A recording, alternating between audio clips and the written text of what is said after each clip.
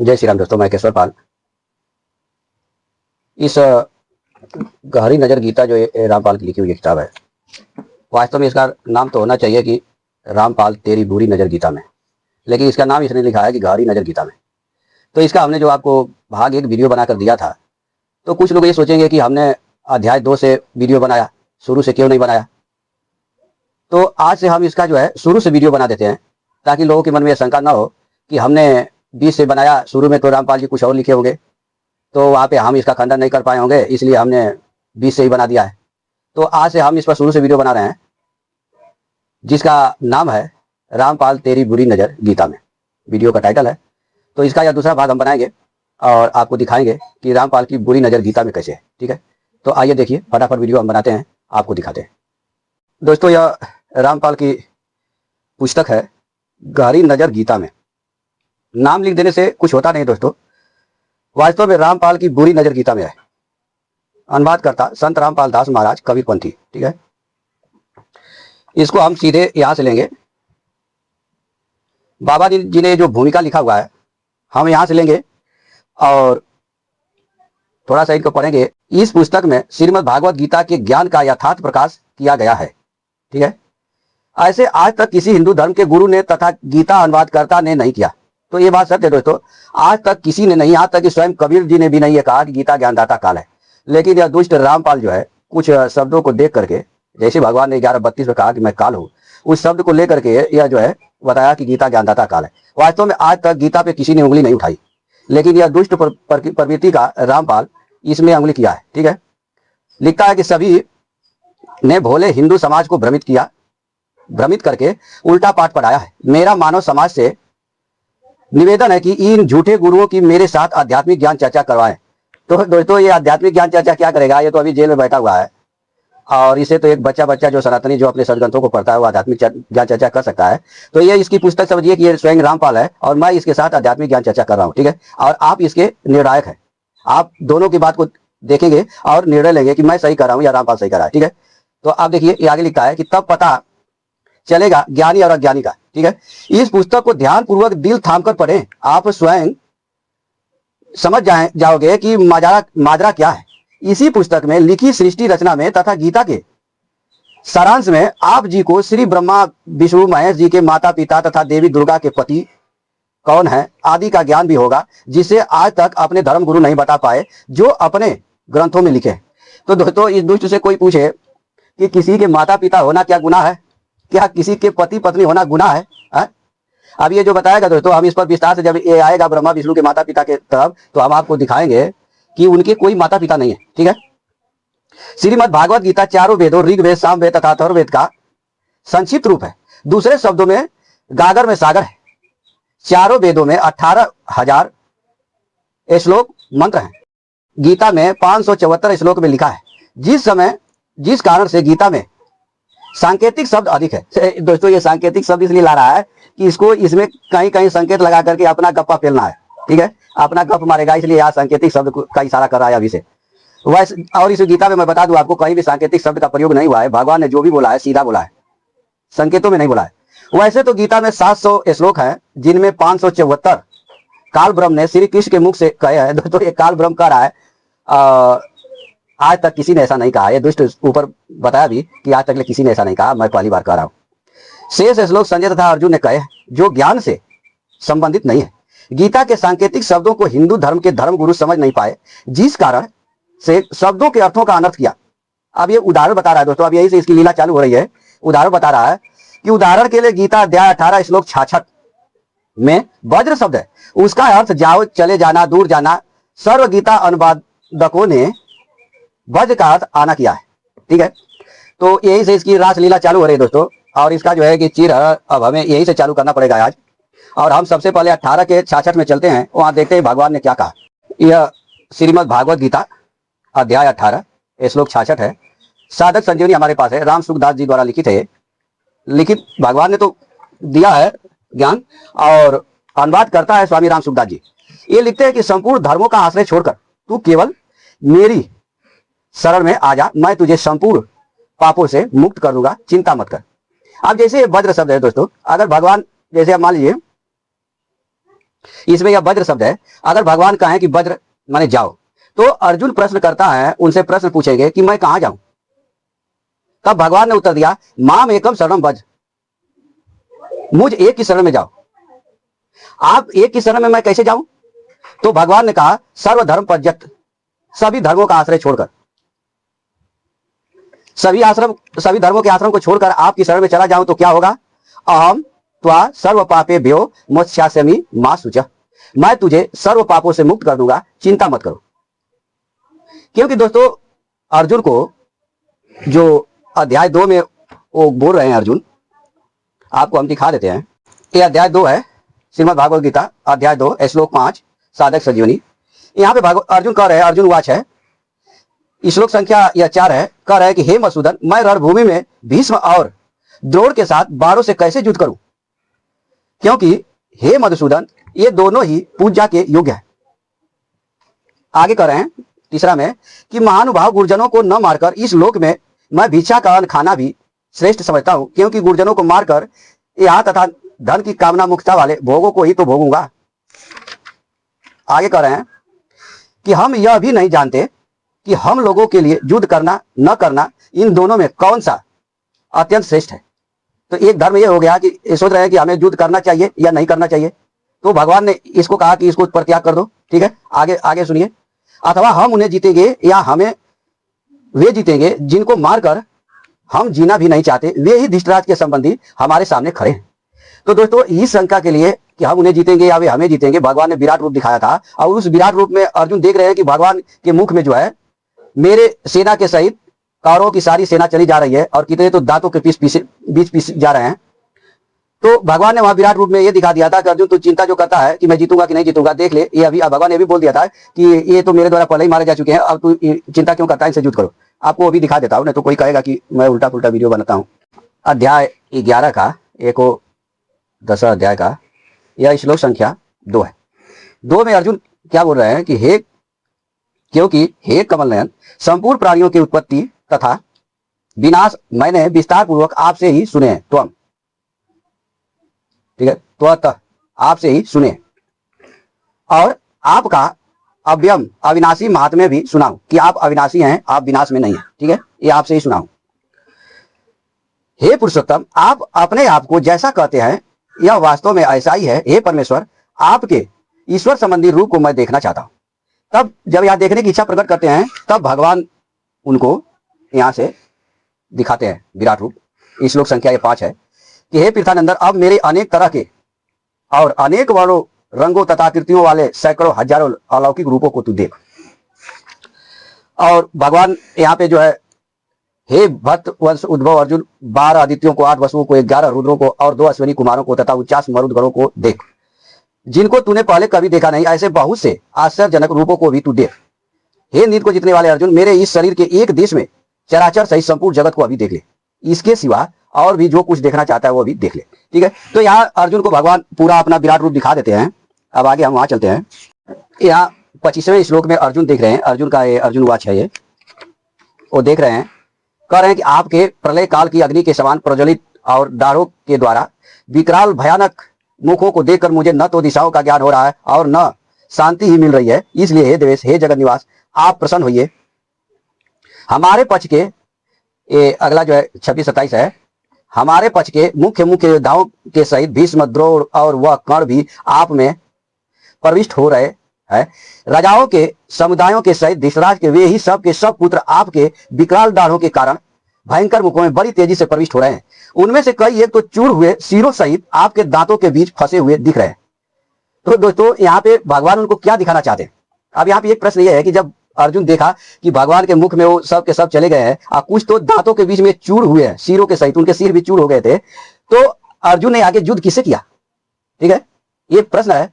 तो यही चीज भगवान ने अर्जुन को दिखाया भविष्य, कि तुम जो चिंता करते हो कि हम जीतेंगे या वो जो हमारे दुश्मन कौरव जीतेंगे, तो अभी तू देख ले कि ये सब के सब मारे जा चुके हैं। अब आगे भगवान ने यहाँ पे साफ कह भी दिया, यहाँ पे 33वां में भगवान ने साफ कह भी दिया कि इसलिए तुम युद्ध के लिए खड़े हो जाओ और यश को प्राप्त करो तथा शत्रुओं को जीत कर धन धान्य से संपन्न राज्य को भोगो। ये सभी मेरे द्वारा पहले से ही मारे हुए हैं। हे सभ्य साचिन, अर्थात दोनों हाथों से बाढ़ चलाने वाले अर्जुन, तुम इनको मारने में निमित्त मात्र बन जाओ।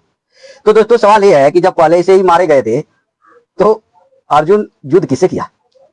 तो यह भगवान के कहने का अर्थ यह था कि इनका अब समय पूरा हो गया है, तुम चिंता मत करो, युद्ध करो। ठीक है। फिर अर्जुन को यह समस्या थी कि हमें पाप लगेगा, जो भगवान ने 18 के 66 में उनको निर्देश दिया कि तुमको कोई पाप नहीं लगेगा। जो धर्म का त्याग करने के लिए भगवान जो कर रहे हैं, अर्जुन को जिस धर्म की शंका थी, यह अध्याय 1 का 42 श्लोक है। इसमें कह रहे हैं कि वह शंकर कुल घातियों को और कुल को नरक में ले जाने वाले ही होते हैं। श्राद्ध और तर्पण न मिलने से इन कुल घातियों के पितर भी अपने स्थान से गिर जाते हैं। आगे यहाँ पे बोले 43वां में अर्जुन वाच है दोस्तों ये कि इन वर्ण शंकर पैदा करने वाले दोषों से कुल घातियों के सदा से चले आए कुल धर्म और जाति धर्म नष्ट हो जाती है। तो दोस्तों ये क्या सोच रहे हैं कि धर्म जो है कुल धर्म है और जाति धर्म है, यही धर्म है। लेकिन धर्म की अभी परिभाषा नहीं समझ रहे हैं कि धर्म सिर्फ कर्तव्य होता है, इंसान को अपना कर्तव्य करना चाहिए। ठीक है। किसी भी मोह माया में फंसकर अपने कर्तव्यों का भुला नहीं देना चाहिए। जैसे मैं ये वीडियो बना रहा हूं दोस्तों, मैं अपने कर्तव्य पालन के लिए बना रहा हूं। मेरा कर्तव्य है दोस्तों कि लोगों को सही रास्ते दिखाए जाए और वेद पुराण का सही तरह से अर्थ बताई जाए। ये हमारा धर्म है, कर्तव्य है। तो हम इसलिए ये जो वीडियो बना रहे हैं। तो अर्जुन का धर्म था युद्ध करना, क्योंकि वो क्षत्रिय थे और युद्ध नहीं चाहते थे। उन्होंने तो 5 गांव मांगकर ही शांति का प्रस्ताव रखा था कि 5 गांव दे दो तो हम शांति रख ले। लेकिन दुर्योधन सुई के नोक के बराबर भी जमीन देने के लिए तैयार नहीं था युद्ध के सिवा। वो सोच को कह रहा था कि युद्ध करो और पूरा जीत लो या चाहे तुम लोग मारे जाओ। तो यहाँ पे जो है अर्जुन का अपने धर्म से पदभ्रष्ट हो रहे थे। तो उस धर्म से पदभ्रष्ट होने के लिए भगवान रोकने के लिए भगवान ने ये सारे ज्ञान को सुनाया। ठीक है। तो यहाँ पे कुल धर्म जाति धर्म ये जो बोल रहे हैं, हे जनार्दन, जिनके कुल धर्म नष्ट हो जाते हैं उन मनुष्यों का बहुत काल तक नरकों में वास होता है, ऐसा हम सुनते आए हैं।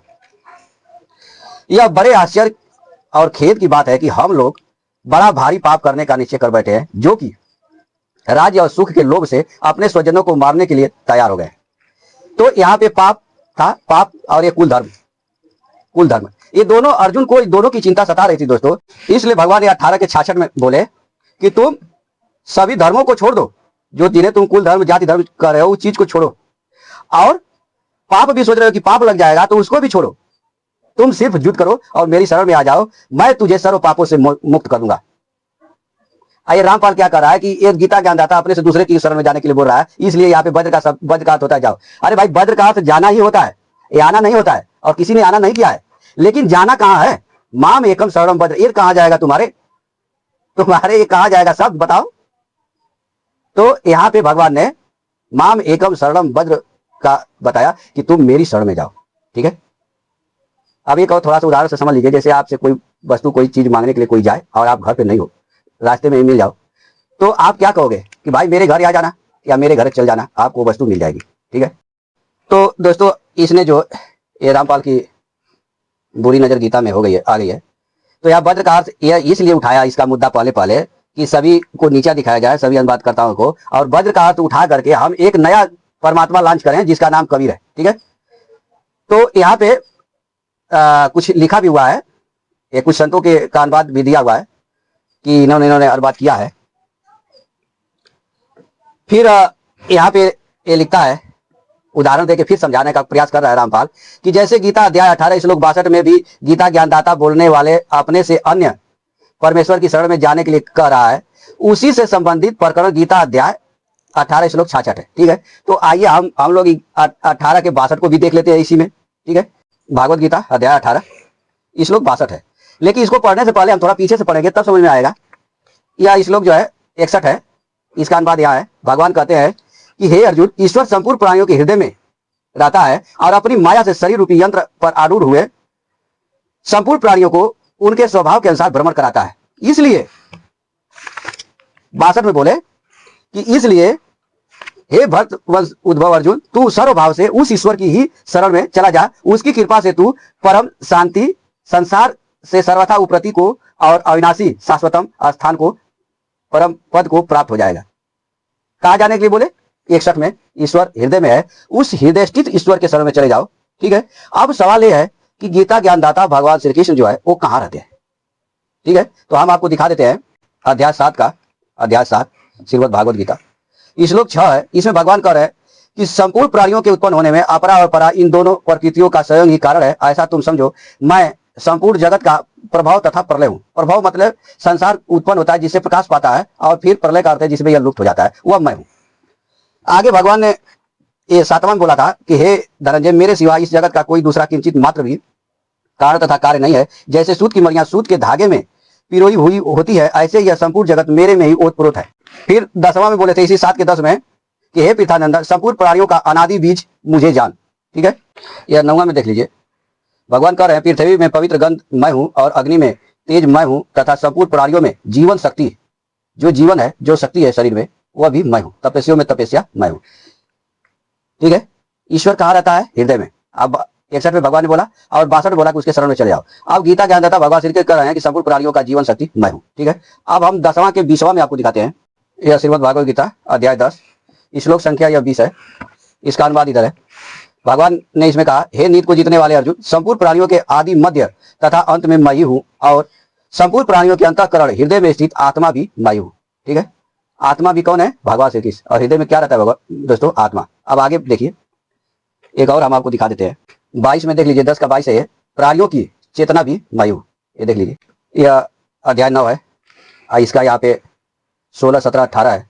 इसमें भगवान ने कहा था, कर्तु मैं हूं, यज्ञ मैं हूं, स्वधा मैं हूं, औषध मैं हूं, घृत मैं हूं, अग्नि मैं हूं, हवन रूप क्रिया भी मैं हूं, जानने योग्य पवित्र ओमकार ऋग्वेद सामवेद और यजुर्वेद मैं हूं। इस संपूर्ण जगत का पिता धाता माता पितामह गति भर्ता प्रभु साक्षी निवास आश्रय सूर्योदय उत्पत्ति प्रलय स्थान निधान तथा अविनाशी बीज भी मैं हूं। भगवान ने ये सब पहले से ही अपने बारे में बताते हुए जा रहे हैं। ठीक है, अब हम आपको 15 के 15 में दिखा देते हैं। यह अध्याय 15 है। भगवान ने इसमें कहा था, मैं ही संपूर्ण प्राणियों के हृदय में स्थित हूं। साफ उन्होंने बोला था, मैं ही संपूर्ण प्राणियों के हृदय में स्थित हूं, तथा मुझसे ही स्मृति ज्ञान और अपोहन संशय आदि दोषों का नाश होता है। संपूर्ण वेदों के द्वारा मैं ही जानने योग्य हूं, वेदों के तत्व का निर्णय करने वाला और वेदों को जानने वाला भी मैं हूं। ठीक है, तब जाकर के भगवान ने यहाँ पे 61 में क्यों कहे कि ईश्वर हृदय में रहता है, फिर 62 में बोले कि उसके तुम शरण में चले जाओ। ऐसा क्यों भगवान ने बोला? क्योंकि अभी तक अर्जुन को जब वो बता चुके हैं कि सब कुछ मैं हूं, तो भी अर्जुन अपने कर्तव्य के लिए खड़ा नहीं होते। इसलिए भगवान ने यहाँ पे कहा था कि जब तुम मेरे शरण में नहीं आ सकते हो तो छोड़ो, जाने दो, तुम ईश्वर के शरण में चले जाओ, और वह ईश्वर हृदय में रहता है। ठीक है, अब लास्ट में जब भगवान ने यहाँ पे 64वां में को बोला, 18 का 64 है, भगवान ने कहा कि सबसे अत्यंत गोपनीय सर्वोत्कृष्ट वचन तू फिर मुझसे सुन। इसके पहले भगवान ने यहाँ 63 में भगवान ने बोला कि यह गुह से भी गुहत्तर अर्थात गोपनीय शरागति रूप ज्ञान मैंने तुझसे कह दिया है। अब तू इस पर अच्छी तरह से विचार करके जैसा चाहता है वैसा कर। यानी इसके पहले भगवान ने बताया कि मैं ही सब कुछ हूं, 9 के 16, 17 में जो हमने आपको दिखाया था, 16, 17, 18 में। फिर बोले कि मैं 15 के 18 बोले कि मैं पुरुषोत्तम हूं। फिर यहां तक आते थे भगवान ने अर्जुन को बोला कि अगर तू मेरे शरण में नहीं आना चाहता तो जो हृदय में स्थित है ईश्वर उसके शरण में चला जा। 61 में, 18 के 61 में बोला। फिर भी अर्जुन जो है नहीं जा रहे हैं। ठीक है, कुछ नहीं बोल रहे हैं। तब भगवान बोला कि भाई यहाँ से जो पीछे हमने ये अत्यंत गोपनीय जो है सुना दिया है ज्ञान, अब तू जैसा चाहता वैसा कर। फिर उन्होंने 64 में तब कहा था कि सबसे अत्यंत गोपनीय सर्वोत्कृष्ट वचन तू फिर मुझसे सुन। यानी वो उधर गोपनीय बात सुना करके अब सबसे गोपनीय अत्यंत गोपनीय बात बता रहे, महत्वपूर्ण बात, अत्यंत प्रिय है। क्यों तुझे सुनाऊंगा? क्योंकि तू मेरा अत्यंत प्रिय है, और इसलिए यह विशेष हित की बात मैं तुझसे कहूंगा। तब क्या कहेंगे? तब उन्होंने 65वां में कहा था कि मेरा भक्त हो जा, मुझ में मन वाला हो जा, मेरा पूजन करने वाला हो जा, और मुझे नमस्कार कर। ऐसा करने से तू मुझे ही प्राप्त हो जाएगा। यह मैं तेरे सामने सत्य प्रतिज्ञा करता हूं, क्योंकि तू मेरा अत्यंत प्रिय है। तब जाकर के उन्होंने ये 66वां में दोस्तों कहा था, सर्वधर्म परित्यज माम एकम शरणम भद्र अहम त्वा सर्व पापेभ्यो मोक्ष्यसि माम। दोस्तों हमें आशा नहीं, अपूर्ण विश्वास हो गया है कि आप लोग गीता अध्याय 18 के 61, 62 और 66 का अर्थ समझ गए होंगे। यहाँ भगवान किसी दूसरे की शरण में जाने के लिए नहीं बोल रहे हैं। यह रामपाल जो है केवल शब्दों के अर्थ का अनर्थ करके लोगों को गुमराह कर रहा है।